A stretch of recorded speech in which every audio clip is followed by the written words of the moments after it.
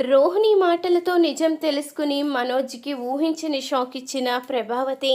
అసలు ఏం జరిగిందో తెలుసుకోవాలి అనుకుంటే వీడియోని చివరి వరకు స్కిప్ చేయకుండా చూసేయండి. వీడియో గనక నచ్చినట్టయితే తప్పకుండా ఒక్క లైక్ చేయండి.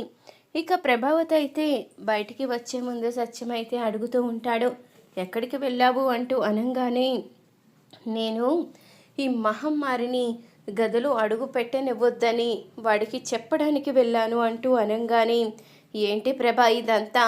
అమ్మ వెళ్ళేటప్పుడు చెప్పి వెళ్ళింది, అయినా నీ మనసు మాత్రం మార్చుకోలేకపోతున్నావా?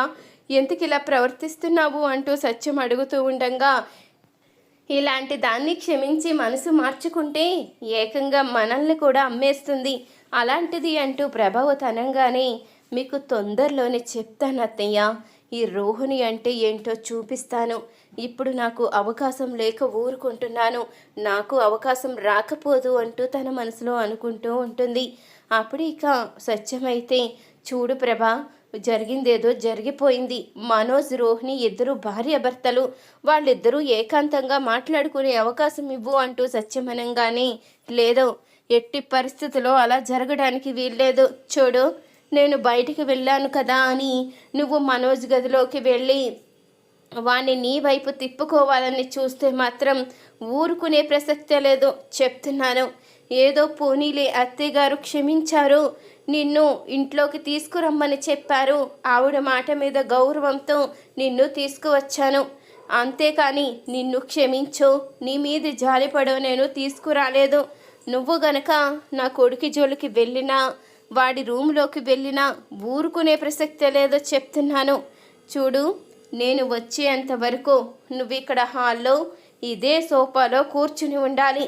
ఒక్కవేళ ఇక్కడ లేకుండా గదిలో కానీ కనిపించావో అప్పుడు నీ సంగతి చెప్తాను అంటూ ప్రభావతి అయితే అంటూ ఉంటుంది. అప్పుడిక రోహిణి అయితే, మీరు వచ్చేదాకా ఇక్కడే ఉంటాను అత్తయ్య, ఎక్కడికి వెళ్ళను అంటూ చెప్పంగానే, అదే మాట మీద నిలబడు, ఇంటి పెద్దగా నేను చెప్పింది చెప్పినట్టు జరగవలసింది, అలా కాదని ఇష్టం వచ్చినట్టు చెయ్యాలని చూస్తే ఊరుకోను అంటూ ప్రభావతి అయితే చెప్పి వెళ్తుంది. ఇదంతా బాలు మీనా కారణంగానే, వాళ్ళ కారణంగా నేను మనోజ్కి కూడా దగ్గరవ్వలేకపోతున్నాను. ప్రతి విషయంలో నన్ను ఏదో రకంగా నిందిస్తూనే ఉంటున్నారు అంటూ ఆలోచిస్తూ ఉంటుంది రోహిణి అయితే. అప్పుడు ఇంతలో బాలు మీనా ఇద్దరూ కూడా మాట్లాడుకుంటూ ఉంటారు. ఏంటండి ఇదంతా? భార్యాభర్తలు కలిసి మాట్లాడుకోవడానికి వీల్లేదు, ఆ గదిలోకి వెళ్ళడానికి వీల్లేదు అని మీ అమ్మగారు కండిషన్ పెడుతున్నారు. ఇప్పుడు మనం ఏం చేయాలి? వాళ్ళిద్దరినీ ఎలాగైనా ఒకటయ్యేలా చెయ్యాలి, వాళ్ళిద్దరూ కలిసి మాట్లాడుకునేలా చెయ్యాలి. కానీ వాళ్ళిద్దరూ ఎడమొహం పెడమొహంగా ఉంటున్నారు. రోహిణి ఇలాగే వదిలేస్తే తను మనోజ్ని దక్కించుకోవడం కోసం ఎన్నో ప్రయత్నాలు చేస్తుంది. ఆ ప్రయత్నాల్లో ఫలితంగా తను ఏం చేస్తుందో, ఎలాంటి మార్గం ఎంచుకుంటుందో కూడా తెలియకుండా పోతుంది. అందుకని మనమే వాళ్ళని ఒకటి చేయాలి అంటూ అనంగానే, సరే మనమే ఒకటి చేద్దాము, ముందు నువ్వు వెళ్ళి ఆ రోహిణి అమ్మని లోపలికి పంపించు, అప్పుడు వాళ్ళిద్దరే ఏకాంతంగా మాట్లాడుకొని ఒకటవుతారు అంటూ అనంగానే, అలా ఎలా పంపిస్తానండి అంటూ అడుగుతూ ఉంటుంది మీనా. ఏముంది, మనోజ్ పిలిచాడు అని చెప్పు, ఖచ్చితంగా వెళ్తుంది అంటూ అనంగానే, అప్పుడే మీనా అయితే రోహిణి దగ్గరికి వచ్చి, మీ ఆయన కాఫీ కావాలని అడుగుతున్నాడు, నిన్ను పిలుస్తున్నాడు అంటూ అనంగానే, ఏంటి, కాఫీ కావాలని నీతో చెప్పాడా? అంటే నన్ను లోపలికి రమ్మన్నాడా అంటూ అనంగానే, అవును, రమ్మని చెప్పాడు కాబట్టే చెప్తున్నాను, నాకేం అవసరం లేకపోతే?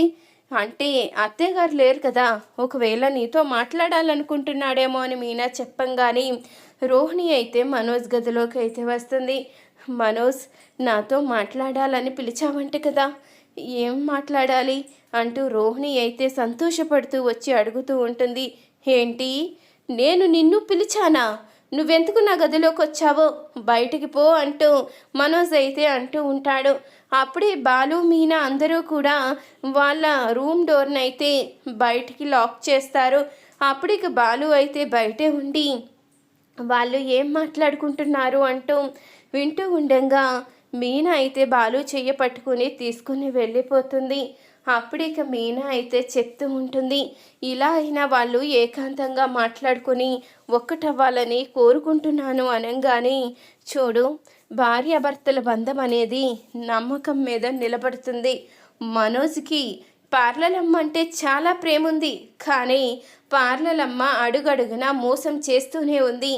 అందరికీ రంగులు పూసినట్టు వాడు నమ్మకానికి కూడా రంగులు పూస్తూనే ఉంది. అలాంటప్పుడు వాడు ఎలా నమ్మగలడు? చాలా కష్టమే. వాళ్ళిద్దరూ దగ్గరవడం అన్నది కొంచెం మనం అనుకున్నంత ఈజీ కాదు అంటూ బాలు అనంగానే, అవును మీనా, బాలు చెప్పేది కూడా నిజమే కదా. రోహిణి అడుగడుగున అబద్ధాలు చెప్తూ మోసం చేస్తూనే ఉంటుంది. మరి అలాంటప్పుడు ఇక ఎలా నమ్ముతారో చెప్పు. మనోజ్ ఇంకా ఎంతో కొంత రోహిణి మీద ప్రేమ ఉంది కాబట్టి ఆంటీ దగ్గర ఎలాంటి విషయాలు బయట పెట్టకుండా దాచిపెట్టారు. ఒకవేళ ఈరోజు ఆ ఫర్నిచర్ షాప్లో జరిగింది కూడా బయట పెట్టుంటే ఇక రోహిణి పరిస్థితి అధోగతి పాలైపోయి ఉండేది. రోహిణిని ఇక దేవుడు కూడా కాపాడలేకపోయేవాడు. ఏదో మనోజ్ దాచిపెట్టి రోహిణి మీద ఉన్న ప్రేమ చొప్పున ఏదో అబద్ధం చెప్పాడు కాబట్టి ఈరోజు రోహిణి బ్రతికిపోయింది. లేకపోతే అమ్మమ్మ కాదు కదా, ఇంకా ఎవరొచ్చినా రోహిణిని ఇంట్లో ఉండనిచ్చే ప్రసక్తే లేకపోయేది అంటూ ఇక మాట్లాడుతూ ఉంటుంది. అప్పుడు ఇంతలో ఇక బాలు కూడా, అవును డబ్బున్నమ్మ, చాలా బాగా చెప్పావు. అసలు పార్లలమ్మ ఇంత మోసం చేస్తుందని అసలు అనుకోలేదు. కానీ నాకు ఇంకా ఏదో అనుమానం. తను ఏదో ఇంకా అసలైన పెద్ద రహస్యాన్ని దాచిపెడుతుంది. అందుకనే తను అడుగడుగున భయపడుతుందని అనిపిస్తుంది. ఎవరూ లేరని చెప్తుంది, కానీ నాకెందుకో తనకి ఇంకా ఎవ్వరో ఉన్నారని అనిపిస్తుంది అంటూ ఇక బాలు అనంగానే, అవును, మాకు కూడా ఒక్కోసారి అలాగే అనిపిస్తుంది అంటూ శృతి అంటూ ఉంటుంది. ఏదేమైనా అసలు వదిన ఇలాంటి తప్పు చేయడం మంచిది కాదు. ఎంతమందినని ఇలా మోసం చేస్తుంది. అయినా భర్త దగ్గర విషయాలు దాయడం ఏంటి అంటూ రవి అయితే అంటూ ఉండగా, అందరూ మనిద్దరిలా ఎందుకుంటారు, బాలు మీనాలా ఎందుకుంటారు? ఎవరి రహస్యాలు వాళ్ళకుంటాయి కదా. రోహిణి ఖచ్చితంగా ఏదో చెప్పకూడని నిజమేదో దాచిపెడుతుందని మాటలతోనే అర్థమైపోతుంది కదా. వాళ్ళిద్దరూ కూడా ఒకటవ్వాలి అంటే ఇక వాళ్ళిద్దరి మధ్య ఎలాంటి రహస్యాలు ఉండకూడదు. కానీ నాకు తెలిసి రోహిణి మళ్ళీ ఏదో ఒక రోజు పెద్ద దెబ్బే కొడుతుంది. అప్పుడు ఎవరికి నోటంట మాట కూడా రాదేమో అని నాకైతే అనిపిస్తుంది అంటూ శృతి అనగానే, ఏమో ఎలాంటి దెబ్బ కొడుతుందో. పార్లలమ్మ కొట్టే దెబ్బకి మా ప్రభావతమ్మ పని ఏమైపోతుందో అంటూ ఇక బాలు అయితే అంటూ ఉంటాడు.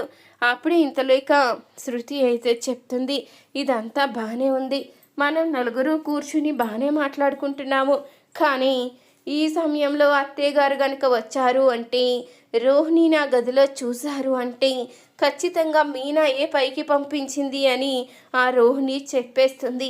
మనమందరం కలిసి వీళ్ళిద్దరిని ఒకటి చెయ్యబోతున్నాము అని అప్పుడు ఖచ్చితంగా ఇంట్లో రాద్ధాంతమే జరుగుతుంది అంటూ ఇక చెప్తూ ఉంటుంది శృతి అయితే. ఇంతలో ఇక రోహిణి అయితే మనోజ్ని అడుగుతూ ఉంటుంది, ఏంటి మనోజ్, నీకోసం నేను గదిలోకి వస్తే నువ్వేమి ఇప్పుడు ఏమీ మాట్లాడకుండా అమ్మ కూచీలా ఎందుకిలా నన్ను దూరం పెడుతున్నావు? ఎందుకు నువ్వు నీ మనసులో ఉన్న ప్రేమను బయటికి తీయలేకపోతున్నావు? నువ్వే కావాలని నీ ఎంట పడేమోలానా నేనంటే లోకువా? అయినా ఒక్క విషయం చెప్పు, నేను ధనవంతురాల్ని అన్న విషయంలోనే మోసం చేశాను. ఎందుకు? నేను నిన్ను ప్రేమించాను కాబట్టి, నువ్వంటే నాకు ఇష్టం కాబట్టి, నువ్వు నా కోసమే పుట్టావు అని నేను అనుకున్నాను కాబట్టి, నిన్ను ప్రేమించి పెళ్లి చేసుకున్నాను కాబట్టి, నువ్వు ఎన్ని మాటలన్నా ఏం చేసినా, నువ్వు చివరికి పార్కులో ఉన్నా మోసపోయి డబ్బులు పోగొట్టుకుని నష్టపోయినా ప్రతి విషయంలో కూడా నేను నిన్ను క్షమిస్తూనే వచ్చాను. నువ్వే కావాలి అంటూ నీతోనే ఉన్నాను. కానీ నువ్వు ఒక్క విషయం బయటపడేసరికి నువ్వు నన్ను చూడలేకపోతున్నావు, నన్ను అసహించుకుంటున్నాను అంటున్నావు. నువ్వు మరి కల్పనని ప్రేమించావు అన్న విషయం తెలుసు, కల్పనని డబ్బులు దొంగలించింది అనే విషయం తెలుసు. నేను నీతో పాటే కలిసి కల్పన దగ్గర డబ్బులు గుంజుకున్నాను. అదే నువ్వైతే ఊరుకుంటావా? క్షమించవు. నీకు ఎలాంటి జాబు లేదని తెలుసు. నువ్వు కొన్ని రోజులు జులాయిగా తిరిగేవని తెలుసు. ఆయన ఎప్పుడూ కూడా నిన్ను లోకుగా చూడలేదు. నిన్ను నా ప్రాణంగానే చూశాను. అందరి ముందు నువ్వు చులక నవ్వకూడదని నిన్ను ఎన్నోసార్లు వెనకేసుకు వచ్చాను. నిన్ను నా గుండెల్లో పెట్టుకున్నాను. కానీ నువ్వేం చేస్తున్నావు? ఒక్క విషయాన్ని పట్టుకొని మీ అమ్మతో కలిసి రాద్ధాంతం చేస్తున్నావు. నేను మనిషినే కదా మనోజ్, నాకు మనసు ఉంటుంది కదా. నా భర్త నాతో అలా ఉండాలి, ఇలా ఉండాలి అని నేను కూడా కొన్ని కలలు కంటాను కదా అంటూ రోహిణి అయితే అడుగుతూ ఉంటుంది. ఇంతలో అప్పుడే ప్రభావతి అయితే ఇంట్లోకి అడుగు పెడుతుంది. అప్పుడే అది చూసిన రవి అయితే, ఒరే అన్నయ్య, అమ్మ వచ్చేసిందిరా, ఇప్పుడు మన పరిస్థితి ఏంట్రా అంటూ ఇక రవి అయితే అడుగుతూ ఉంటాడు. అయ్యో అత్తయ్యగారు లోపల దాకా వచ్చేసారండి, మనం బయట డోర్ గడియ పెట్టాం కదా, ఇప్పుడు ఎలా అంటూ అనగానే ఇంతలో అప్పుడే ప్రభావతి అయితే వచ్చేస్తుంది. ఇంతలో బాలు అయితే పైకి వెళ్ళి గడ అయితే తీసి సైలెంట్గా కిందకైతే వచ్చేస్తాడు. అప్పుడే ఇక ప్రభావతి లోపలికి రాగానే, ఏంటమ్మా అప్పుడే షాపింగ్ అయిపోయిందా అంటూ అనగానే, ఒరేయ్ నేను షాపింగ్కి వెళ్ళానని ఎవడు చెప్పాడ్రా? సూపర్ మార్కెట్కి వెళ్ళి ఇంట్లోకి కావలసిన సరుకులన్నీ తీసుకువచ్చాను అంటూ అనగానే, ఏంటి మీరు సరుకులన్నీ తీసుకువచ్చారా? చాలా మంచి పని చేశారా ఆంటీ. మీరు ఇలా బయటికి వెళ్ళి ఇంట్లో కావలసిన సరుకులన్నీ తీసుకోవడం నాకు చాలా ఆశ్చర్యంగా ఉంది. ఎందుకంటే ఎప్పుడూ ప్రతిదీ మీనాయే చూసుకోవాలి కదా. సూపర్ మార్కెట్కి వెళ్ళినా, రైతు బజార్కి వెళ్ళినా, ఆఖరికి స్టోర్కి వెళ్ళినా, ఎక్కడికి వెళ్ళినా అన్నీ మీనాయే తెచ్చుకోవాలి, అన్నీ మీనాయే చూసుకోవాలి. కానీ ఈరోజేంటి మీరు కొత్తగా బయటికి వెళ్ళి అన్నీ తీసుకువచ్చారు అంటూ అనగానే, అంటే ఆ మనోజు లక్షల లాభం తీసుకొస్తాడు కదా, ఆ లక్షలు ఏం చెయ్యాలో తెలియక, ఎక్కడ దాచిపెట్టాలో తెలియక పాపం ఇలా అన్నీ తీసుకువచ్చినట్టుంది అంటూ ఇక బాలు అయితే అంటూ ఉంటాడు. అప్పుడు ఇక బాలు అన్న మాటలకి ప్రభావతి అయితే, ఏంట్రా నీ ఇష్టం వచ్చినట్టు మాట్లాడుతున్నావు? అయినా ఇప్పుడు నేను తప్పుగా ఏం చేశాను? నేను వెళ్ళి సూపర్ మార్కెట్కి అన్ని సరుకులు తీసుకువచ్చాను. అన్నీ లిస్టు చెప్పే కన్నా ఇదే నయం కదా. అన్నీ తీసుకువచ్చి పాడేస్తే ఎలాగో వండి పెడుతుంది కాబట్టి ఇవన్నీ తీసుకువచ్చాను. అన్నీ దానికి ఎందుకు చెప్పడం అని చెప్పలేదు అంటూ ప్రభావతి అంటూ ఉంటుంది. అప్పుడే మీనా అయితే, ఓమ్మో మీ అమ్మగారికి నా మీద ఇంత జాలుందా అంటూ ఇక బాలుతో అంటూ ఉంటుంది. ఇంతలో ప్రభావతి అయితే, ఏంటి నేనిక్కడ మాట్లాడుతూ ఉంటే నువ్వు వాడి చెవులు కొరుకుతున్నావు, చెప్పేదేదో పైకే సూటిగా చెప్పు అంటూ ప్రభావతి అనగానే, అయ్యో నీకు అలా అర్థమైందా?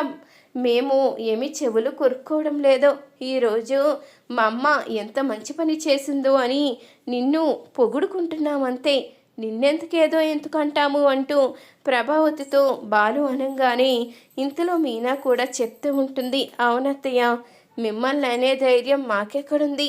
మిమ్మల్ని అనాలన్నా, ఏదైనా మోసం చెయ్యాలన్నా మీకు ఎంతో ఇష్టమైన మీ పెద్ద కోడలు తప్ప ఇంకెవరూ అలా చెయ్యలేరు అంటూ మీనా అయితే చెప్తూ ఉంటుంది.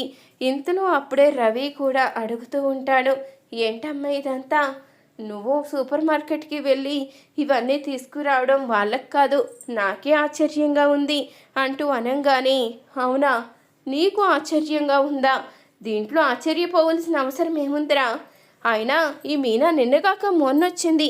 నేనేమన్నా ఎప్పుడు ఎవరి మీదన్నా ఆధారపడ్డానా? అన్నీ నేనేగా తీసుకువస్తున్నాను. ఏదో ఇప్పుడు ఇది అన్నీ చక్కబెడుతుంది కదా అని నేను నార్మల్గా ఉంటున్నాను, కానీ ఒకప్పుడు అన్నీ నేనేగా చూసుకునేది అంటూ ఇక ప్రభావతి అయితే అంటూ ఉంటుంది. సర్లే అమ్మా, ఈ చిన్న విషయానికి గొడవ ఎందుకో, ఎలాగైతే నీ నోటితోనే ఒప్పుకున్నావు కదా, ఇప్పుడు అన్నీ చక్కబెట్టేది వదినే అని. ఇక అలాంటప్పుడు ఇక నీతో బాధనెందుకో చెప్పు అంటూ ఇక రవి అయితే అంటూ ఉంటాడు. ఇంతలో అప్పుడే ప్రభావతి అయితే, ఇదేంటి హాల్లో ఆ మహమ్మారి కనపడలేదు? నేను బయటకు వెళ్ళంగానే మహమ్మారి గదిలో దూరేసిందా ఏంటి? ఎక్కడుంది అంటూ అడుగుతూ ఉంటుంది ప్రభావతి. ఏం మహమ్మారి? ఏ గదిలో దూరేసింది అంటూ బాలు అనగానే, చూడు నీకు అన్నీ అర్థమవుతాయని నాకు తెలుసు, నువ్వు నన్నేమీ హేళన చేసి మాట్లాడవలసిన అవసరం లేదు. ముందు అది ఎక్కడుందో చెప్పండి అంటూ అనగానే, ఏమో మాకేం తెలుసు, మేమేమన్నా మనుషులకి కాపలా ఉండాలి అని చెప్పావా? నువ్వెన్నా చెప్పిండుంటే మేము నలుగురు కూడా ఆ పార్లలమ్మ చుట్టూ కూర్చుని ఉండేవాళ్ళం కదా అంటూ ఇక చెప్తూ ఉంటాడు బాలు. అయితే అప్పుడే ఇంతలో ఇక ప్రభావతి కోపంగా పైకైతే వెళ్తూ ఉంటుంది. ఇప్పుడు అత్తే గనుక వాళ్ళిద్దరినీ చూస్తే గొడవైపోతుందేమండి. మీరు గడ తీసిన వారు రోహిణికి చెప్తే బయటికి వచ్చేది కదా, ఇప్పుడు మళ్ళీ ఎలాంటి రాద్ధాంతం చేస్తారో ఏంటో అని అనంగానే అప్పటికి శృతి అయితే అంటూ ఉంటుంది, ఎలాంటి రాద్ధాంతం జరగదు, తనేమన్నా అమాయకురాలా, ఖచ్చితంగా నిజ నిజాలు అన్నీ ఎదిరించగలదు అంటూ ఇక శృతి అయితే చెప్తూ ఉంటుంది. ఇంతలో రోహిణి అయితే మనోజ్ని కౌగిలించుకుని, ఈరోజు నాకు చాలా సంతోషంగా ఉంది మనోజ్, నువ్వు నా తరపున మాట్లాడావు, ఆ రోజు నేను నీకు అన్ని విషయాలు చెప్పాను అని అందరి ముందు చెప్పి నా పరువు కాపాడావు, ఈరోజు షోరూంలో కూడా నేను నిన్ను దక్కించుకోవడానికి కేవలం నువ్వు నా మాట వినేలా చేసుకోవడానికి షోరూంలో కూడా ఆ కస్టమర్తో నేనే నాటకం ఆడించాను, ఎలాంటి డీలు లేకపోయినా నీకు దగ్గర అవ్వడానికి ఇదంతా చేశాను అని నీకు తెలిసి కూడా మీ అమ్మగారి ముందు బయట పెట్టకుండా కేవలం లాభం లేక డీల్ క్యాన్సిల్ చేస్తున్నానని మళ్ళీ అబద్ధం చెప్పావు. నిన్ను చూస్తూ ఉంటే నాకు చాలా సంతోషంగా ఉంది మనోజ్, నువ్వు ఇప్పటి వరకు అమ్మ కూచి అనుకున్నాను, అమ్మ గీసిన గీత దాటవు అనుకున్నాను, మీ అమ్మ దగ్గర ఏ నిజాలు దాచిపెట్టవు అనుకున్నాను, కానీ నువ్వు అన్ని విషయాలు నీకు చెప్పాను అన్నప్పుడే మీ అమ్మకి దగ్గర అబద్ధం చెప్పావు, మళ్ళీ ఈరోజు షోరూమ్ విషయంలో కూడా అబద్ధం చెప్పావు. ఇదంతా చూస్తూ ఉంటే నాకు చాలా సంతోషంగా ఉంది, మీ అమ్మ కన్నా నాకే ఎక్కువ విలువిస్తున్నావు, నువ్వు నన్ను ఇంతగా చూసుకుంటూ ఉంటే ఎవరు ఏమన్నా నాకు అనవసరం, నా భర్త నాకు దగ్గరున్నాడని నాకు సంతోషం కలుగుతుంది, నువ్వు ఎప్పుడూ ఇలాగే ఉండాలి మనోజ్, నువ్వు కనుక నా తరపున ఉంటే ఖచ్చితంగా మిగతా వాళ్ళందరినీ ఎదిరించగలను, అత్తయ్యగారు ఒక లెక్క, ఏదో నీ కోసమే నోరు మూసుకుని పడుంటున్నాను, నువ్వే గనక నా తరపు నుండుంటే అత్తయ్యగారు ఏమన్నా కానీ నేను ఎదిరించగలను అంటూ అనంగానే, చూడు రోహిణి, ఏదో నీ మీదున్న ప్రేమతో నేను మా అమ్మని మోసం చేస్తున్నాను, ఎప్పుడు అబద్ధం చెప్పనని మా అమ్మ అనుకుంటుంది, కానీ మా అమ్మకి ప్రతి విషయంలో నేను అబద్ధం చెప్తూనే ఉంటాను, ఆ విషయం ఆవిడకి తెలియదు, ఆవిడ దగ్గర ఎందుకు నటిస్తానో తెలుసా, ప్రతి విషయంలో కూడా నన్ను వెనకేసుకు వస్తూ ఉంటుంది కదా, ఆ బాలు నుంచి నన్ను కాపాడాలి అంటే మా అమ్మకే సాధ్యమవుతుంది, అందుకని మా అమ్మని మోసం చేశాను అంటూ ఇక మనోజ్ అనంగానే ఆ మాటకి ఒక్కసారిగా ప్రభావతి అయితే షాక్ అవుతుంది. ఏంటి, వీడు నన్ను ఇంత మోసం చేశాడా, ఇప్పుడు నేను పైకొచ్చి అన్నీ విన్నాను కాబట్టి ఎవరు ఎలాంటి వాళ్ళో తెలుసుకున్నాను, లేకపోతే ఎవరు ఎలాంటి వాళ్ళో కూడా తెలియదు కదా అంటూ ప్రభావతి అయితే అనుకుంటూ ఉంటుంది. ఇంతలేక మనోజ్ అయితే, చూడు, నేను నిన్ను ప్రాణంగా ప్రేమించాను, కానీ అమ్మ దగ్గర ఎందుకు నటిస్తున్నానో తెలుసు కదా, కేవలం అమ్మ నాకు సపోర్ట్గా ఉండడం కోసం మాత్రమే, నిన్ను దూరం చేసుకోలేను అంటూ ఇక మనోజ్ అంటూ ఉండగా అప్పుడేక ప్రభావతి అయితే లోపలికి వచ్చి మనోజ్ అని పిలవంగానే మనోజ్ అయితే ఒక్కసారిగా షాక్ అవుతాడు. ఏంటి, నిన్ను అంత ప్రాణంగా చూసుకుంటున్న నన్నే మోసం చెయ్యాలి అనుకుంటున్నావా, అసలు నువ్వు మనిషివేనా, నీ మీద నేను ఎంత నమ్మకం పెట్టుకున్నానురా, నిన్ను ఎంతగా నెత్తినెట్టుకున్నాను, నీ విషయంలో అన్నిటికీ కూడా నేను ప్రతి విషయంలో కూడా సహాయం చేస్తూనే ఉన్నాను, ఆఖరికి ఇంటి కోడలు నగలు దొంగతనం చేసి మరే నీకు ఇచ్చాను, అందరి ముందు మాటలు పడ్డాను, నీ మోసగత్తె పెళ్ళం గురించి ఇంటిని కూడా తాకట్లు పెట్టి ఎన్నో పాటలు పడ్డాను, అలాంటిది ఇప్పుడు మీ అంతటి మీరు నన్ను ఇంత మోసం చేస్తారని అస్సలు అనుకోలేదు, ముఖ్యంగా నువ్వు ఈ రంగులు పూసుకునే దాని మాటలు నమ్మి నన్నే మోసం చేస్తావా, నా కొడుకు నన్ను ఎప్పటికీ మోసం చెయ్యడు, వాడు నా మాట వింటాడు అని నేను ఎంతగానో మురిసిపోయేదాన్ని. కానీ నువ్వింత మోసగాడవని ఈరోజే అర్థమైంది. నా దగ్గర నా మాట వింటున్నట్టు నటిస్తూ మరొక వైపు నీ భార్య మాట వింటూ నీ భార్య చేసిన తప్పులన్నీ కప్పిపుచ్చుతూ వెనకేసుకు వస్తావా? ఇక మీదట నిన్ను క్షమించలేను. ఇప్పటి నుంచి నీకు నాకు ఎలాంటి సంబంధం లేదు. నువ్వు ఏ తప్పు చేసినా ఎలా చచ్చినా నేను పట్టించుకునే ప్రసక్తే లేదు అంటూ ప్రభావతి అయితే మనోజ్కి షాక్ ఇస్తుంది. ఈ వీడియో గనక నచ్చినట్టయితే తప్పకుండా ఒక్క లైక్ చేయండి.